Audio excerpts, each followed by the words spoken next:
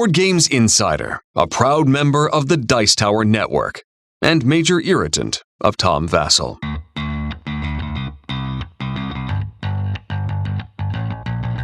This is Board Games Insider, where publishers Ignacy, president of Portal Games, and Stephen Bonacore, president of Stronghold Games, discuss the hobby board game industry from the inside, providing you with news, advice, and a look behind the curtain into both of their companies.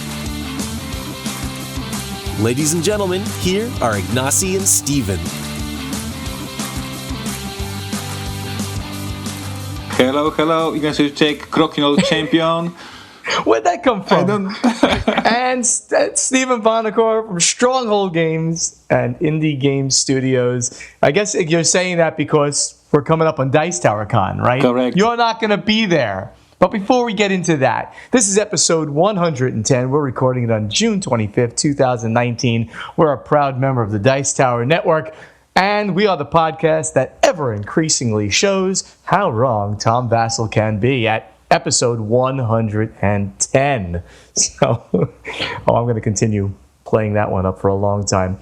So yeah, we have a Dice Tower Con coming up next week. I'm sorry you're not going to be there for that. We'll have a beer with Luke, who does have beers with me occasionally. So that'll be fun. Yes, I really missed this convention. I was there 3 years in a row. So this is quite an achievement to visit one convention 3 times in a row, especially coming from Poland. I met many friends there. I had great memories. I had pre-release of Cry Havoc back then in 2016, pre-release of Alien Artifacts, our games that I was presenting there last year, this crazy special room for detective. We remember we had this whole room for detective. So it is a very lucky convention for Portal Games. Like the games we are presenting there then somehow became very successful. So I'm missing the convention a lot, but this year, as you guys know, I promised my family that I'm staying at home. I need to stay at home. So this time, Luke, will you represent me? I guess you will guys record the special episode of podcast. That's right. At the Dice Tower, yes? I told him, I saw him on Saturday. He came over to my house with some other friends, and I told him that he and I are going to record. He was not happy, but that's okay. We'll make sure that he steps up to the challenge. Yeah, he will be nervous now for the upcoming 10 days because he's always worried about his public speaking and recording. He's a great guy. So tell us, Ignacy, what is happening? You got something big about to start? Well, pretty soon. It's Pret-a-Porter. What's going on? It's Pret-a-Porter. We started the draft page. So draft is like we are already presenting the game on a Kickstarter page, but you cannot pledge. You cannot actually buy the game yet, but you already can see some video. You can already see some short description. And now every single day we are putting more and more information on this page. So we are like building the tension to the actual release of the Pret-a-Porter campaign. It will be July 8th, and of course, funny thing, we started this draft yesterday. I was, as you can imagine, my first Kickstarter. Everybody in the company is super excited, and finally I, click the button go, and it goes live. And we wait because when you start the draft page, there is a special space on this page that says feedback. So everybody now can leave a feedback for the creator with some comments about this page before it will be official. So we are waiting, everybody in the company, what will be the feedback, what people will say about this draft version. And then we learned that exactly yesterday Kickstarter.com had a general malfunction and all the comments were blocked because the website was not working. Oh, I didn't know that. So that's pretty funny. So we were refreshing the page over and over again, and we said, there's no comment. What the hell is going on? And then I learned that there is a general malfunction exactly that day. Now it is fixed, and now we have a feedback. Now we are changing this page as backers expect and as they want. But the first 1 hour was pretty dreadful. Like, what's going on? Why nobody's commenting? So this is what's going on. You can go to our website, or you can go to our Facebook, and there are links to this draft page, so you can look and see the cover of the box. You can see the first information. But the big moment, of course, is July 8th. So this is around the Dice Tower Con. Yes, this is the day after the Dice Tower Con. We will be launching the Kickstarter. Very cool. As for the things that we already launched, it is Alien Artifacts Brave Through pre-orders. You can pre-order the new expansion for the game. This is the game that was released like 2 years ago at Essen, Alien Artifact science fiction game. 4X card games. We are building your space fleet, conquering planets, discovering planets, building technologies, all that jazz. And we have now second expansion in pre-order. You can also, we have a special offer because the game is, as I mentioned, 2 years old. So we have a special bundle for everybody who, joined the industry, joined the hobby now and never heard about the Alien Artifacts and want to try the game. So they can buy the base game and the expansion as a bundle. So you can check it out. And as for what's going on in the office that is not yet released, that is not yet official, we are preparing the whole pre-orders for a Gen Con releases. This is the big thing. I guess we will be talking about this in upcoming episodes because the Gen Con preview list, the geek list, is already on Board Game Geek, so we already can see all these hundreds of new games that will be released during the Gen Con, and of course Portal Games and I guess Stronghold Games as well are preparing pre-order, so you can pre-order the game for the Gen Con. So Empires of the North, my new card game, I'm very proud of it. So there's a new game in the world of Imperial Settlers. We have expansion for Monolith Arena, and we have my first role-playing book in English, Play Smart. By the way, Steven, did you play role-playing games ever? I am a big role-playing gamer back in the day, but sadly not these days. That's cool. Huge D&D player for the longest time. Okay, so I will be very happy to bring you one copy of the book for you, so you can read it and see, because that's what's interesting for me. In Poland and in America, we develop, like we as a gamers, a little bit different approach to role-playing game. And this is, for me, it's fascinating when I read source books about playing in English, and I know how we play in Polish. It is different. We have a little bit different approach to the role-playing games. So I guess it would be very interesting for you and for the players in America to see the other perspective, how people play in other countries. So on one hand, of course, I'm excited because this is my book and this is my first book in English. But on the other hand, I'm super eager to see feedback of the players, and they will say, "Hey guys, in Poland you play really awkward," something like that. I'm really eager what you will see, because I know in the English source books, I know that we play a little bit different. So this is what's going on to happen at the Gen Con, the release of the book about Polish way of playing role-playing games. And the last thing I want to mention is that we decided to do crazy stuff, and we started a live streams on YouTube for our fans. So I'm meeting with the fans every Monday, 3 p.m. Polish time. I have no clue what it is in America, especially because in America you have a couple of time zones, so I'm always lost. In Poland we have one time zone, and it is so much easier. But it is 3 p.m. Central European time. Every Monday I'm online for like 20 minutes answering answering questions from fans. So if you have time at this point of the day, I guess it is a morning, right? In America. 9 a.m. Eastern time at this time of year. 9 a.m. Eastern Awesome. time, Monday. I appreciate this information. So if you have time at this point of the day, you can jump to YouTube and see me and hear more of my Slavic accent in action in a real time live.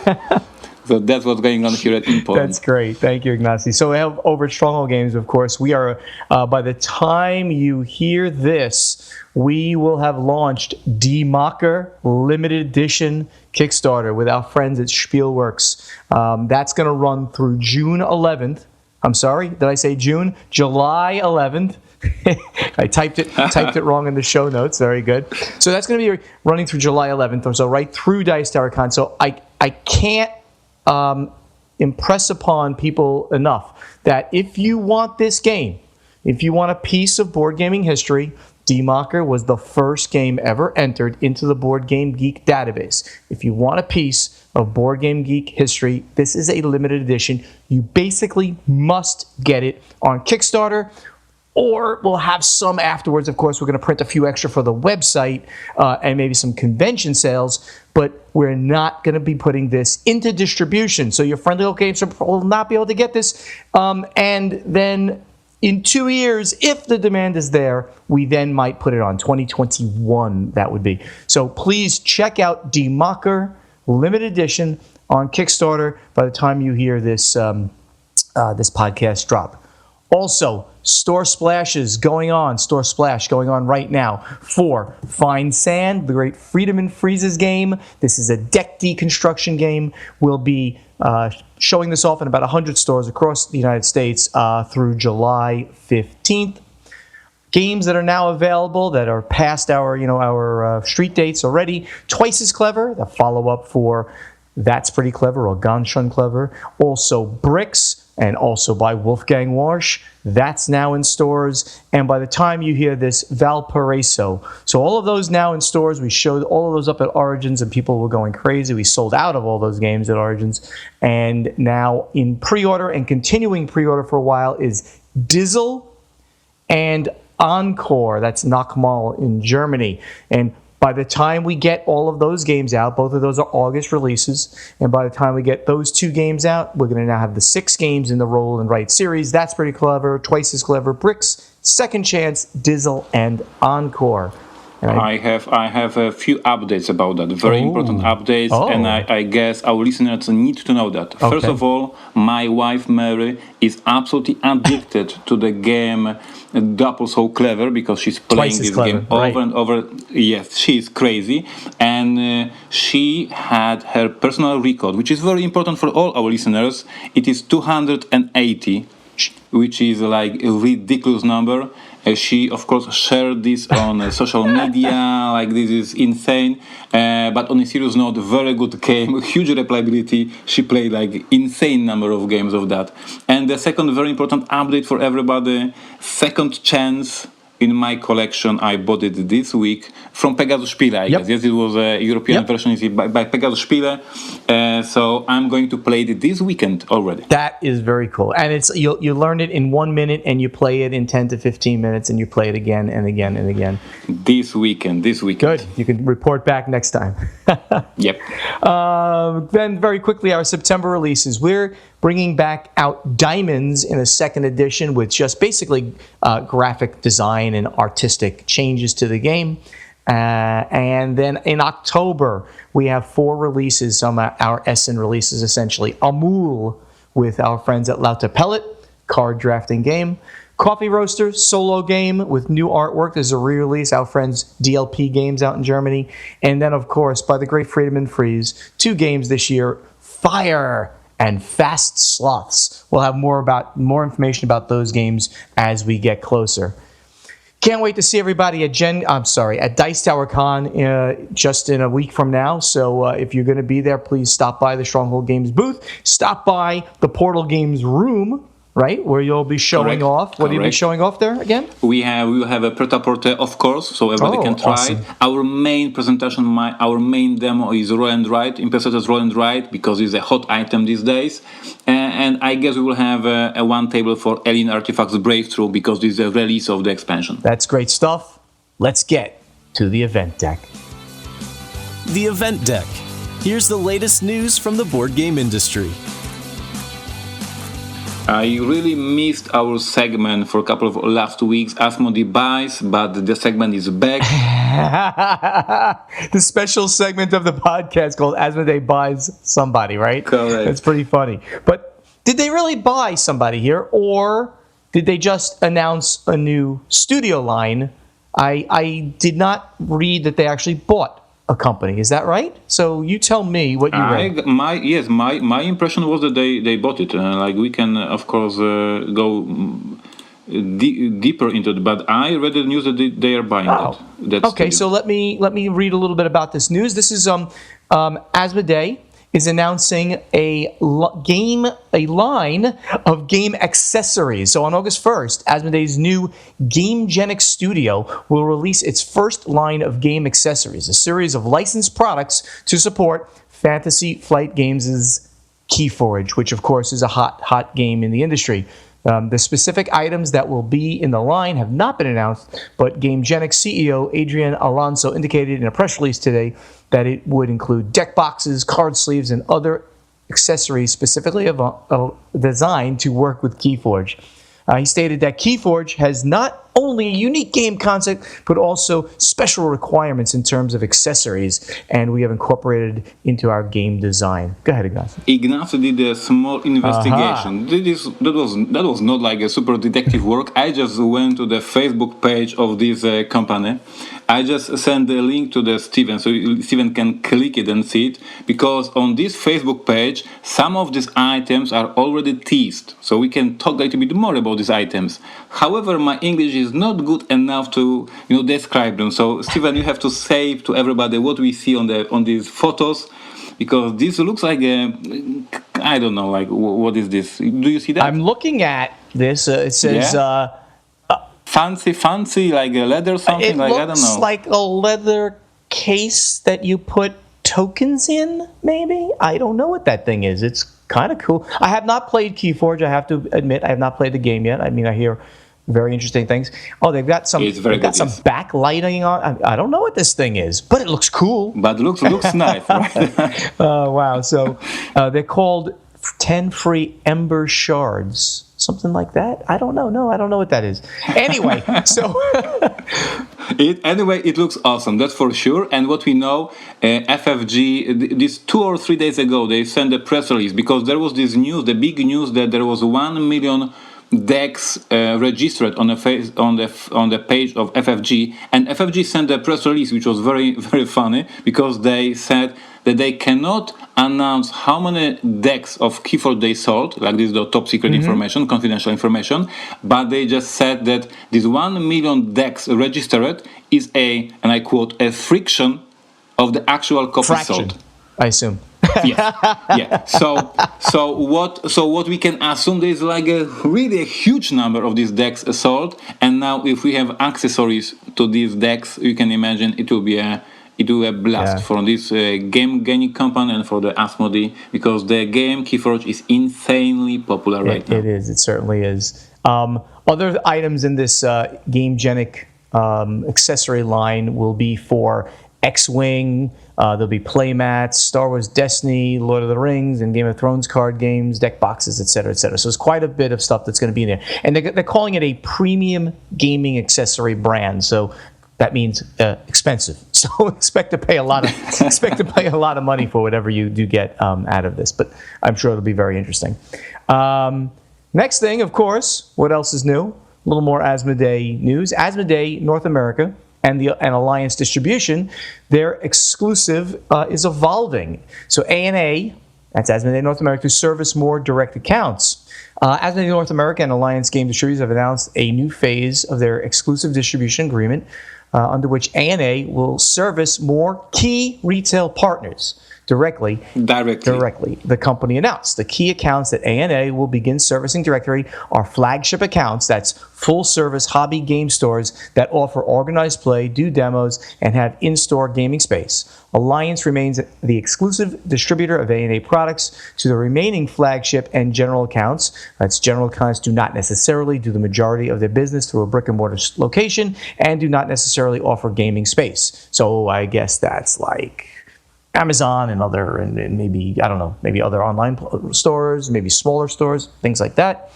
The account classifications date to 2017 when ANA exclusive with Alliance and new distribution policies regarding online sales were announced. So all of this is going to take place on July 1st. Again, we talked about this entire idea that the way that Asmodee North America, we believe, without any knowledge from the inside, is going to turn themselves into a distributor over time. And I think that time is sooner rather than later, certainly within 2 years, maybe even within 1 or so years. Yeah, we saw it, and I precisely remember it was Gamma. I think it was 2 years ago. We discussed it on this show here when Asmodee, let's say, made retailers register at their website. If you want to be part of the Asmodee program, you need to register your store. And they were slowly building the whole base of the retailers in America, and they were checking these accounts, they were checking how they work. And now this announcement says we are taking all these best stores, these key accounts, and we will distribute to them directly without the help of Alliance. So yes, we saw it coming. Like this is exactly another phase. I like this in this press announcement. I like this. They announce a new phase. Like it's happening, and we already know it will happen. And then there will be a next phase, and we all know how the end will look like. This is another phase of the huge plan that it was in action for the past 2 years already. So what do we have? We have finally the official announcement that Greater Than Games acquired Cheap Ass Games. 100 game library of cheap-ass games. So Greater Than Games, Christopher Bedell, president, good buddy, is announcing today that it's acquiring Cheap Ass Games, including a library of over 100 games, according to a Greater Than Games spokesman. Talks began last year. We talked about that after Gen Con, where that was announced when the same time that Stronghold Games and Indie Boards and Cards announced that they did merge. Cheap Ass Games and Greater Than Games announced that they were in talks. Of Cheap Ass Games' current 2 bestsellers, Unexploded Cow has more direct sales velocity, while Kill Dr. Lucky has greater sales over its lifetime. Kill Dr. Lucky is certainly the biggest game I think that Cheap Ass has ever put out. The extensive Cheap Ass Games library offers many opportunities for new releases by Greater Than Games, with some of the original black and white slated for repackaging up to current Kill Dr. Lucky production values. So again, this is another consolidation within the industry, an acquisition, other smaller companies coming together to do good things together. I think this is a good sign again for the industry. I'm on one hand excited. I'm a huge fan of Cheap Ass Games. I have a history with them like 15 years ago, like really many years ago. I was distributing their games in Poland, so I was importing these English versions and I was selling them in Poland. Then I did couple of their games in Polish, like actual releases. So I did Polish edition of Lightspeed, I did Polish edition of Unexploded Cows, I made a Polish edition of Falling. So I know this company well, I know these games well. And on one hand, I'm very happy that the Greater Than Games are now able to bring some of the best of this 100 game library back to print. So this is good news for the gamers. On the other hand, we all are talking about this over and over again these days. There's so many games already on the market that bringing back the game that was popular 10 years ago, it might be difficult. So I'm very eager to see what Greater Than Games will do with this library, because among these 100 games, the Cheap Ass Games designed and produced mostly by James Ernest, the head developer of the company. Sure. Some of them are, sorry James, but crappy games. But some of them are brilliant and amazing. And I'm personally one of the best games ever is a Brawl. It's a real-time game about fighting. Great Lightspeed, great Falling. So he had great designs, but the question remains if these designs will be popular these days, because the market is changing. So I keep my fingers crossed. I have my personal feeling to Cheap Ass Games. I love this company. I respect James Ernest tremendously. So from me, good news, but it will be hard to bring these games back. Agreed. Good luck to Greater Than Games and with their new Cheap Ass Games line. So here's a very interesting one. I love this one. New Magic the Gathering animated series for Netflix has been commissioned. So listen to the credibility of this too. Joe and Anthony Russo, who directed 4 recent Marvel Cinematic Universe hits, including Avengers Endgame, will executive produce and oversee the creation of the storyline for a new animated series based on Magic the Gathering for Netflix, the company announced today. The story will expand on stories of the Planeswalkers, according to the announcement. I love this. I mean, again, this is showing that how hobby gaming can influence, major media outlets. So I'm darn excited. I mean, I can't wait to watch this. I mean, hopefully it's going to be good, but certainly the producers of this show are the biggest of the big, nerd cred for this kind of thing, for doing movies and things like that. So what do you think? So I was as excited as you. We are both geeks. We love all this stuff. And last week I was recording podcast with my wife Mary, and I was discussing this news, and I was telling her like Magic the Gathering, the movie, The Witcher, Netflix doing The Witcher, we have Stranger Things, all these amazing geeks movies in the mass market channels. And I asked her, do you feel that your friends who are not geeks are now discovering the geek culture? When you meet your friends from the high school or from the college, are you talking about the geek stuff? And she said no.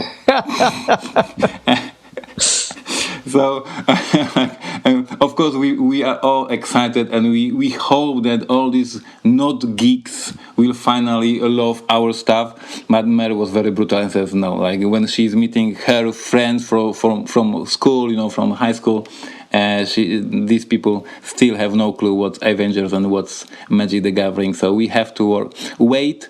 But for us, absolutely amazing news, and I'm eager to see that. That's really great stuff. Good for us, but the mass market needs more time. Sure, absolutely. To learn. All right, Ignacy, you've typed into the show notes. We have to move on. So blame Ignacy again. Oh yeah, sure. Let's go to strategy and tactics. Strategy and tactics. Some advice for you from Board Games Insider. Okay, strategy and tactics, where we take questions from our Board Game Geek Guild. That's where you have to post them. We have Patrick Brophy, who's Patty B on Board Game Geek, and he asks, when you are thinking of signing a new game, do you look at the designer's social media presence? If someone has more followers on Twitter, Facebook, Instagram, etc., would it make you more inclined to work with them?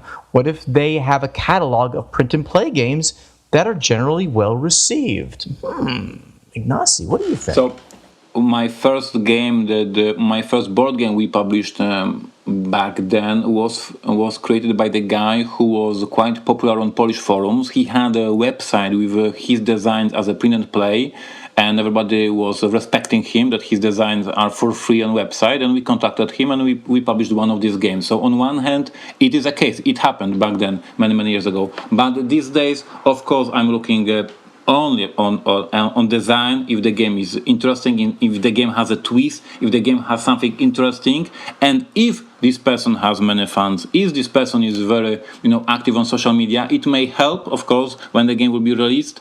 But in terms of signing the game, I'm signing game, not signing the person. Yeah, I obviously want to sign the game also.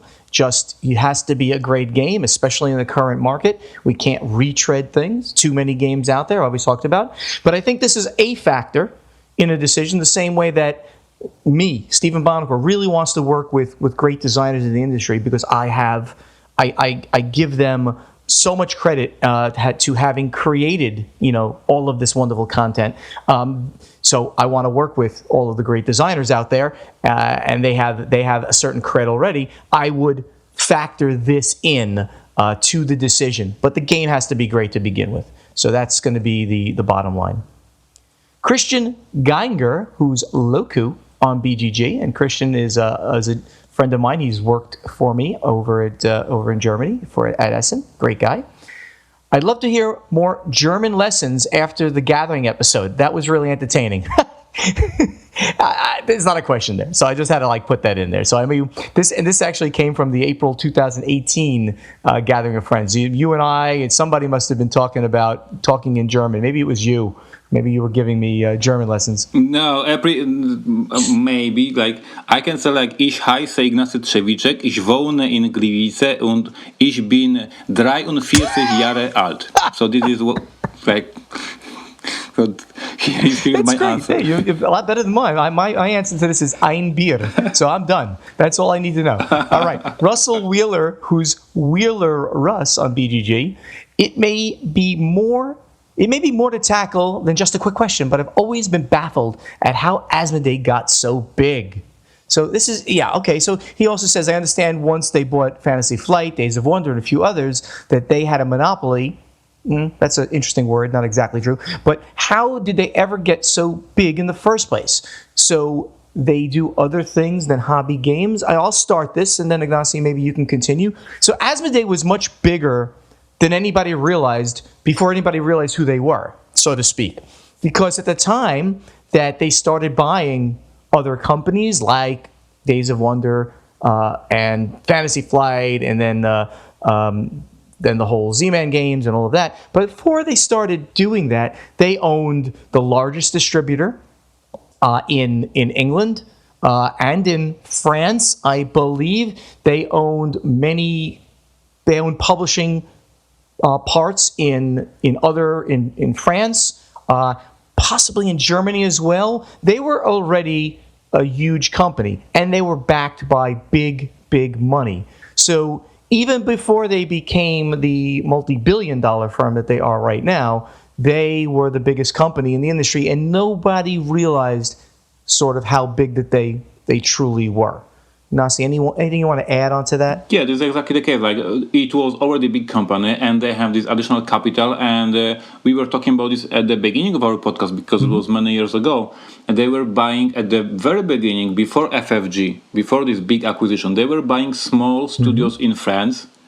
And buying these IPs very slowly. Like they bought one design studio, the second design studio, and first they bought a lot of companies in France, and then they looked to Days of Wonder. They looked at FFG. So it was like a small process, and I'm fascinated when you now look in the history, like well executed plan it was. Like it was from the very beginning, they knew what they want to achieve, and it was like a quarter after quarter after quarter, new acquisition, bigger brands, bigger titles.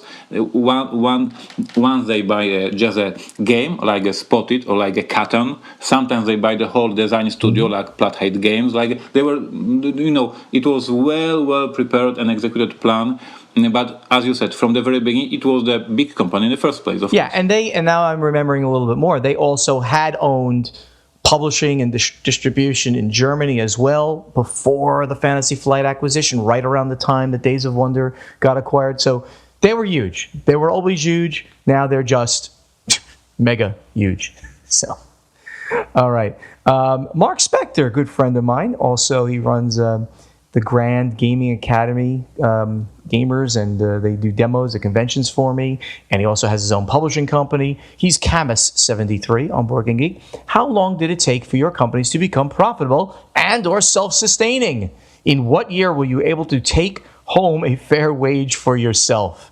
So Ignacy, you've got 20 years in the industry of doing this on your own. So your answer is going to be very different than my answer. So when did you become profitable enough and self-sustaining enough to really make the whole thing run? Was it in year one, or what was it? So yes, I'm recording right now only in Polish, and it really bothers me because I do love to have it in English. I'm trying to find some solution to give them maybe subtitles, like to present it to English-speaking audience, because we are recording a special series of videos about the history of Portal Games, and for each year of the company, I talk about the events from that period, and this is 20 videos. So there's a huge amount of content, but it gives a lot of picture to the history of the company and how it was growing.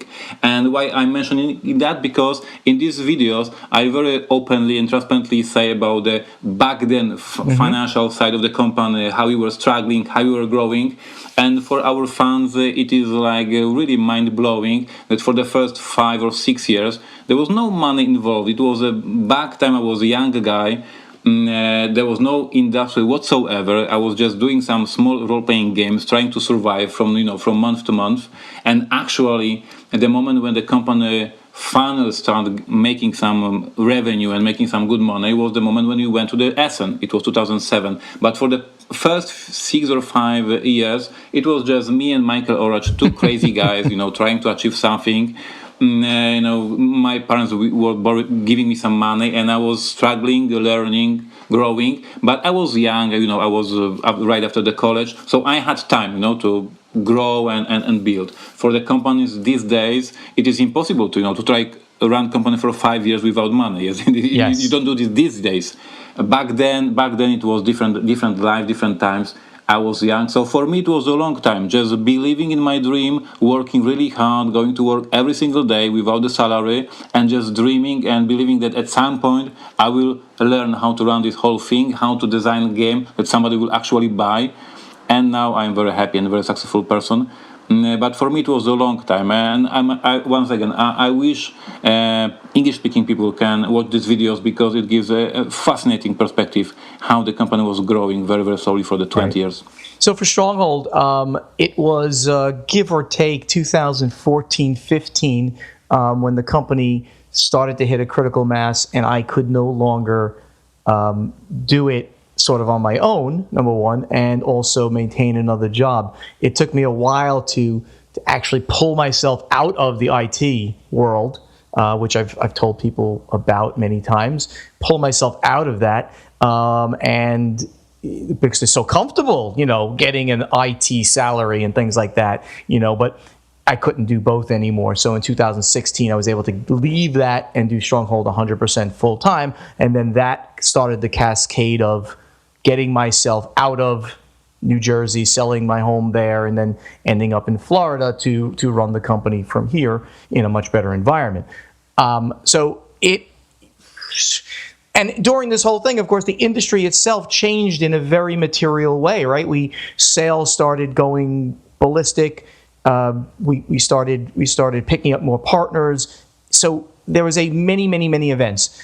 If I was brand new and starting a company right now, I wouldn't. I just would not try to enter the industry as a new company right now. I'm not saying you shouldn't. I'm not trying to give you anything negative, because you know that Ignacy and I are very, very proud that this industry is doing so well. But it's a very, very hard competitive environment. And if you don't have name brand recognition and things like that, and games that are evergreen or mega evergreen and sell again and again over time, then you're going to have a bit of a problem. So sort of that's how it went. Ignacy, I think you should put out either a book or that video series with English subtitles to tell the story of Portal, because I think that would be a great thing for people to watch. I'm really thinking about how to solve it, because we have so many views of these videos. Like, it's insane. Like, we have more than 2,000 views for every video, hundreds of comments. Like, people are really excited to see how it all started. But it's all in Polish, so I'm struggling to find a solution for that. But hopefully I will think about something. You think we need to move on, Ignacy? Hello, final scoring. Okay, I didn't hear you all of a sudden. All right, let's go over to the final scoring. Final scoring. Let's find out what's happening at Portal Games and Stronghold Games. So thank you, everybody, for listening to the podcast. Go over to our guild on Board Game Geek. That's where we take the questions from. So please find that thread and post in the Board Games Insider Guild there. Our Facebook page specifically for the podcast is Board Games Insider. And we have one, of course, for Stronghold Games, /Stronghold Games, and /Portal Publishing. The company website, strongholdgames.com, portalgames.pl, and, of course, portalgamesus.com, managed by the great Luke Atanovsky, who will be on the podcast next week with me. Social media links.